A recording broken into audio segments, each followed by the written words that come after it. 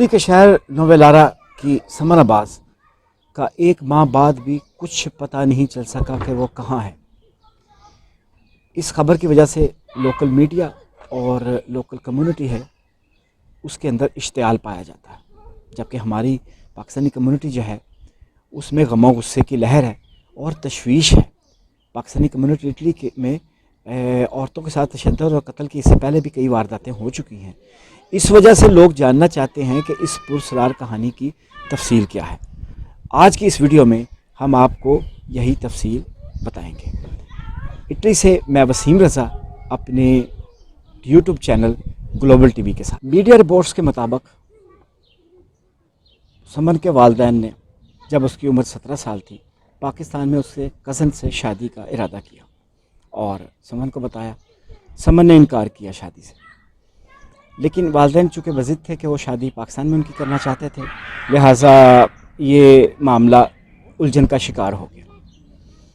سمن نے اس دوران مقامی سوشل کے اداروں کو بتایا، سوشل پروٹیکشن کے اداروں نے ان کو اپنی تحویل میں لے لیا اور ان کو ایک علیحدہ جگہ میں منتقل کر دیا۔ اس دوران والدین کا اور سمن کا رابطہ رہا اور اس موضوع پر بات چیت ہوتی رہی۔ سمن بضد تھی شادی نہ کرنے پہ، جبکہ والدین چاہ رہے تھے کہ ان کو پاکستان جا کے ان کی شادی اس کے کزن سے کر دی جائے۔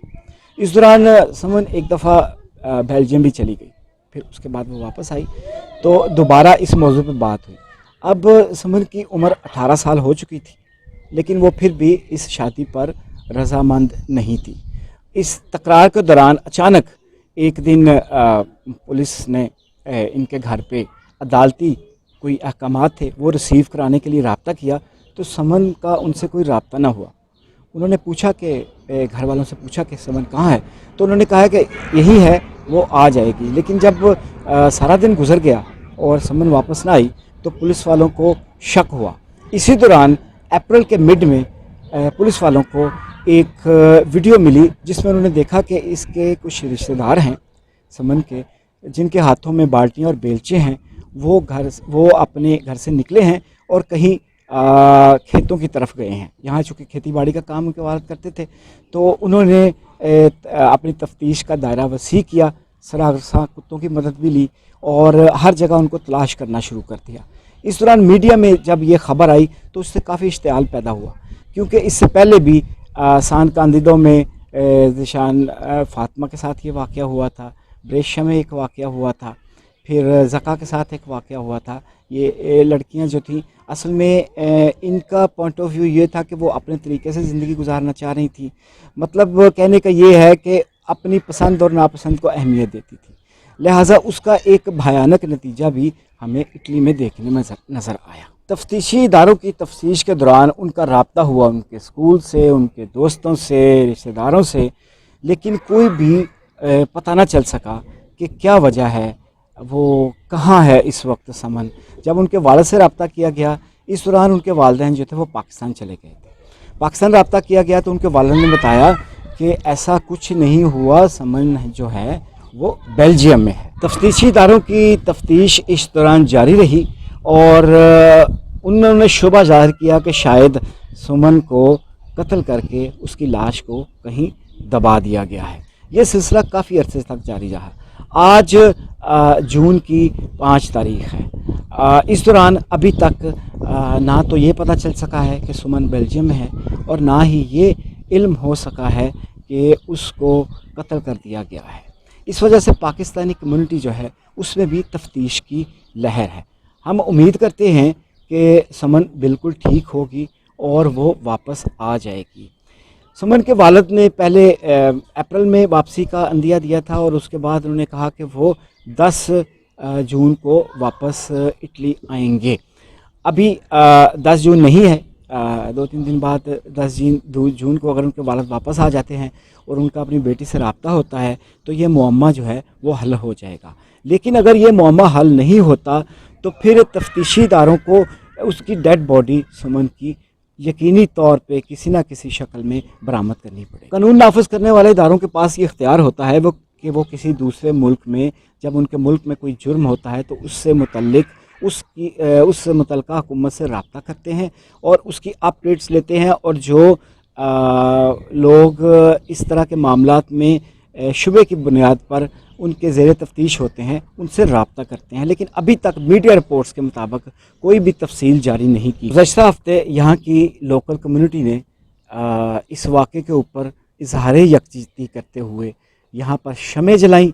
बेशुमार लोग यहाँ पे इकट्ठे हुए और उसमें हमारी कम्युनिटी के लोग भी थे। लोग यकीनी तौर पे ये जानना चाहते हैं कि ये गुमशुदगी, पुरस्रार गुमशुदगी, आखिर इसका मुअम्मा कब हल होगा। 7 समंदर पार आकर यहाँ की सकाफ़त और यहाँ का रहन सहन हमारे और हमारे बच्चों पर किस तरह असरअंदाज होता है और क्या नकूश छोड़ता है, उसकी एक मिसाल नोबल इनाम याफ्ता मलाला यूसुफ़ज़ई के एक मुतनाज़ इंटरव्यू से भी अक्स की जा सकती है। मलाला ने अपने हालिया इंटरव्यू में वोग बरतानिया के एक जरीदे को इंटरव्यू देते हुए उन्होंने कहा है कि शादी करने के लिए किसी कॉन्ट्रैक्ट की ज़रूरत नहीं होती या नहीं होनी चाहिए। 2 अफराद जो हैं वो शादी के बगैर भी रह सकते हैं, यानी इसके लिए पार्टनरशिप का जो तरीक़ाकार यहाँ पे इख्तियार किया जाता है उसको भी, उसके मुताबिक भी ज़िंदगी गुजारी जा सकती है। सवाल ये है कि क्या ये हमारी सकाफ़त है, क्या ये हमारी तहज़ीब है। मिसाल के तौर पर यहाँ पर लोग, यूरोप के बेशतर मुल्कों में कई लोग ऐसे हैं जो शादी के बगैर पार्टनर के तौर पर रहते हैं, उनके बच्चे भी हो जाते हैं और बाज़ तो उसके बाद शादी कर लेते हैं और बाज़ शादी नहीं करते। सवाल ये है कि क्या इस तरह की रवायात को फ़ॉलो किया जाएगा तो क्या हमारी रवायात और सकाफ़त को बरकरार रखा जा सकता है। ब्रेशिया इटली की सना चीमा, इंग्लैंड की सामा और मचराते की ज़का और फिर सान कांदिदो की फ़ातिमा, अगर ये तमाम वो औरतें हैं जिनको उनके घर वालों ने इस दुनिया से उनकी मर्ज़ी के बगैर रुखसत कर दिया। आम तौर पर इन कहानियों में हमें जो ममासलत नज़र आती है, जो घरेलू नाचाकी की वजह भी बनती है, उसकी बुनियादी एक वजह ये है कि यहाँ जब औरतें इस मुआशरे में आ जाती हैं तो वो अपनी पसंद की ज़िंदगी गुजारना चाहती हैं। मचराते का जो वाक़या हुआ उसमें जो लड़की थी वो किसी इटालियन से शादी करना चाहती थी। जो वाक़या हमें ब्रेशिया में नज़र आया उसमें मामला लिबास का था। लिबास पर पाबंदियाँ भी आयद की जाती हैं, पसंद और नापसंद पर पहरे भी बिठाए जाते हैं, जिसका नतीजा आम तौर पर यह होता है कि इस तरह के अंदोनाक वाक़यात रुनमा होते हैं। एक रवैया और भी ओवरसीज़ पाकिस्तानियों के अंदर रहने वाले वालिदैन में नज़र आता है कि जब वो कोई वारदात यहाँ करने में कामयाब नहीं होते तो कोशिश करते हैं कि अपने बच्चों को अपने मुल्क में ले जाएं, क्योंकि हमारे मुल्क का निज़ाम ऐसा है, कानून ऐसा है कि वहाँ पर आसानी से वो ज़ोर ज़बरदस्ती और जबर करते हैं और अपने मकासद में कामयाब हो जाते हैं। सालमा शाहिद के साथ भी जो इंग्लैंड से आई थी यही वाक़या हुआ था। इस तरह के और भी कई वाक़यात हैं, बहुत सारे वाक़यात तो ऐसे हैं जो रिपोर्ट भी नहीं होते। पाकिस्तान का कानून भी बेहतर बनाने की ज़रूरत है, लेकिन इसके साथ साथ ओवरसीज़ पाकिस्तानियों को अपनी जहनीत को चेंज करना हो। सुमन अब्बास की अलमिया कहानी का ड्रॉप सीन करीब है। इसका मंतकी नतीजा तो यही निकलेगा, उसकी डेड बॉडी मिल जाएगी या फिर वो हस्ती के बेल्जियम से या जिस जगह भी मौजूद है वापस आ जाएगी। ग्लोबल टीवी आपको मतला रखेगा इस कहानी का, इस अलमिया स्टोरी का अंजाम क्या हुआ। तब तक जुड़े रहिए ग्लोबल टीवी से। मैं इटली से वसीम रज़ा।